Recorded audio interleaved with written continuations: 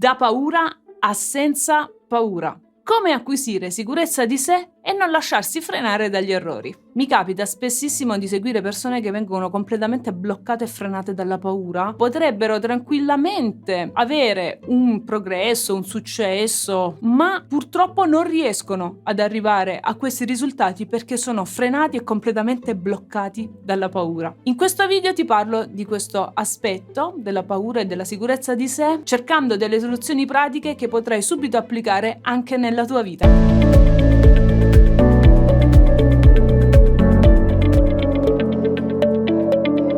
Ciao, sono Emanuela e nella vita mi occupo di formazione, di insegnamento e di coaching. Aiuto le persone a trovare nuove soluzioni ai propri problemi, a superare difficoltà, a trovare nuove strategie ed essere più felici. La paura è un'emozione naturalissima nella vita di una persona, ma che può influenzare negativamente la capacità di avere fiducia in noi stessi. In questo video andremo a vedere come superare la paura e acquisire maggiore autostima per evitare di essere bloccati dai nostri errori. Come sempre dico, per capire l'origine di una cosa occorre capire come funziona quella cosa lì. Mi ricordo quando ero una giovane concertista che ogni volta che dovevo preparare un concerto, già settimane e mesi prima, mi veniva l'ansia. Ero terrorizzata completamente. Il risultato era che assolutamente perdevo completamente la fiducia in me stessa e la vocina nella mente mi diceva: tanto non riuscirai a fare niente di buono, vedrai che sbaglierai tutto. E questo era un grossissimo problema perché nel momento in cui ero paralizzata completamente dalla paura non riuscivo più a prendere decisioni importanti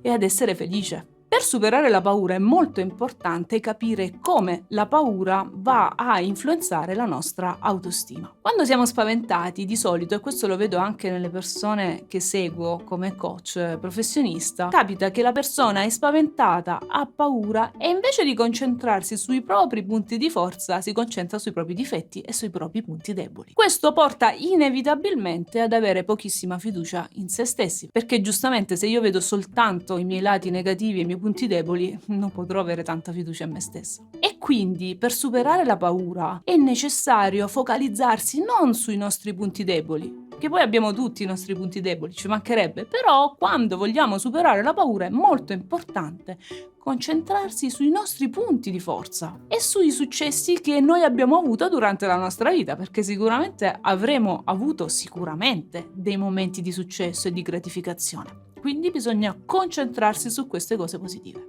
La fiducia in se stessi è una cosa importante sia a livello personale che a livello professionale, perché giustamente se io fossi rimasta bloccata completamente nella paura di quando ero ragazzina ed ero una concertista alle prime armi, probabilmente oggi non sarei qui. Non avrei preso decisioni importanti per la mia vita e non avrei perseguito i miei obiettivi, perché la fiducia in se stessi ci aiuta tantissimo a perseguire i nostri obiettivi perché ci dà la forza per perseguirli, ma ci aiuta anche nei momenti di difficoltà, perché noi sappiamo benissimo tutti quanti che quando abbiamo dei momenti di difficoltà e non abbiamo un minimo di fiducia in noi stessi tendiamo a crollare. E molto spesso capita che quando si ha bassa fiducia in se stessi non si riescono a fare neanche progetti a lungo termine, magari un pochino ambiziosi, si tende a sottovalutarsi e quindi se posso raggiungere 10 mi accontento di raggiungere 4 e questo è un po' un problema, perché magari il mio potenziale è 100, perché mi devo accontentare di 4? Una cosa molto potente che ci aiuta a superare la paura e la bassa autostima è il fatto di modificare e sostituire le credenze limitanti. Sono dei pensieri che noi abbiamo nella nostra testa e che ci impediscono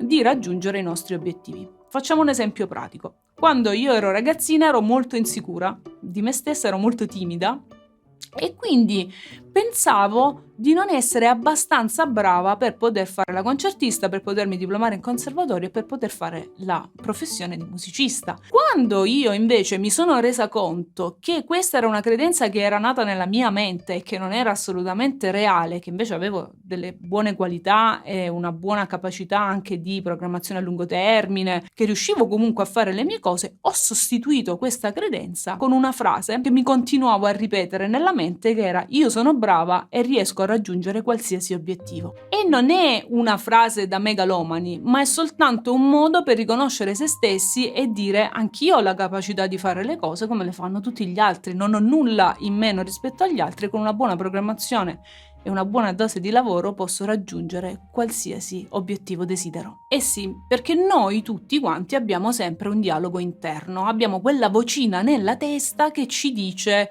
chi siamo, cosa possiamo fare, cosa non possiamo fare, che cosa pensano gli altri di noi, e veniamo giudicati da quelli che sono più bravi, e questo e l'altro e l'altro. Questa vocina a volte è molto pericolosa perché ha rovinato la vita di migliaia o milioni di persone. Molto spesso è negativa e ti dice: tu non sei capace, non sei abbastanza intelligente, non ce la puoi fare, guarda quello quanto è più bravo di te, tu non hai la capacità per poter fare bene le cose.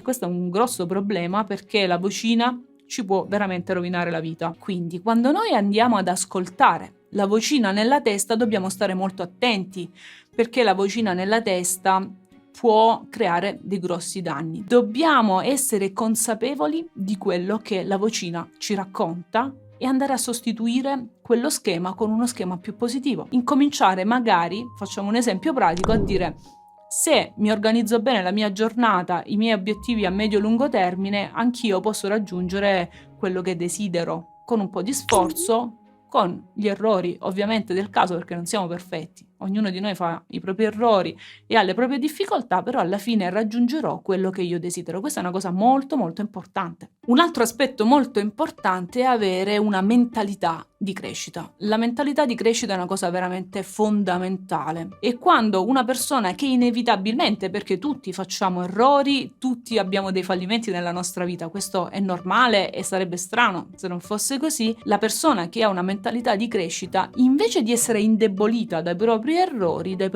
invece ha possibilità di crescita e di miglioramento. Questo è anche un concetto che ci ha passato Nassim Taleb con la teoria dell'antifragile. Io infatti ho visto tantissime persone che, nonostante abbiano avuto delle difficoltà enormi nella loro vita, sono riusciti ad avere veramente dei risultati incredibili, per il semplice motivo che, invece di piangersi addosso per quello che gli era successo o essere demoralizzati dai propri errori, hanno usato quegli errori per creare nuove strategie di crescita. E questo, secondo me, è veramente un tassello che ti cambia completamente la vita, perché quando fai un errore, un progetto a cui avevi lavorato non è andato a buon fine, non bisogna assolutamente demotivarsi, ma bisogna dire: cosa ho sbagliato, cosa posso migliorare, come posso crescere da questa esperienza?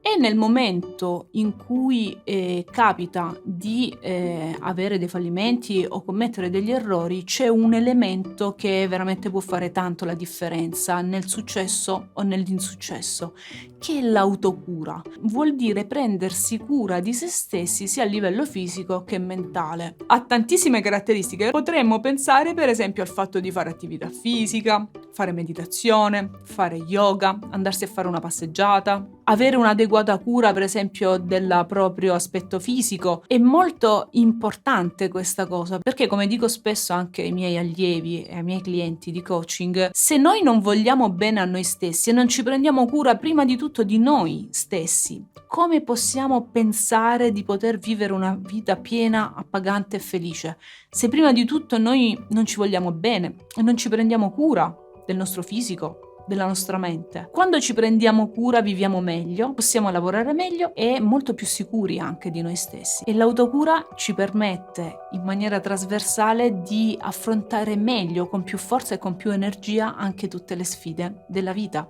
sfide che ognuno di noi è chiamato ad affrontare. Cercare l'aiuto e il supporto degli altri è molto importante nel proprio cammino di vita. Quando noi siamo incoraggiati da qualcuno, sappiamo di avere un supporto da quella persona in qualsiasi momento, siamo più sereni, più tranquilli, più felici e più forti. E questa è una cosa molto molto importante. E molto spesso l'aiuto che ci viene dato da altre persone, che possono essere parenti, possono essere amici, possono essere anche professionisti, ci aiuta a vedere anche le cose da un'altra prospettiva, perché molto spesso capita, moltissimo devo dire, che una persona è bloccata su un punto di vista e magari un altro punto di vista potrebbe aiutarlo tantissimo a migliorare la propria vita. E a volte le soluzioni non sono così difficili da applicare, sono piccoli cambi di rotta che ti possono cambiare completamente la vita. L'ultima cosa di cui ti voglio parlare è il potere della visualizzazione e del setting degli obiettivi. Che cosa vuol dire?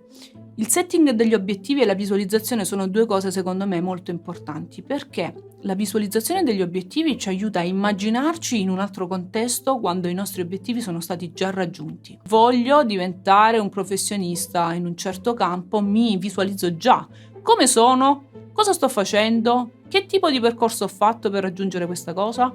Ed è molto importante questo, perché ci permette di avere una visione più chiara di quello che vogliamo essere, perché molto spesso le persone non sanno cosa vogliono diventare e questo non sapere porta tantissimi guai.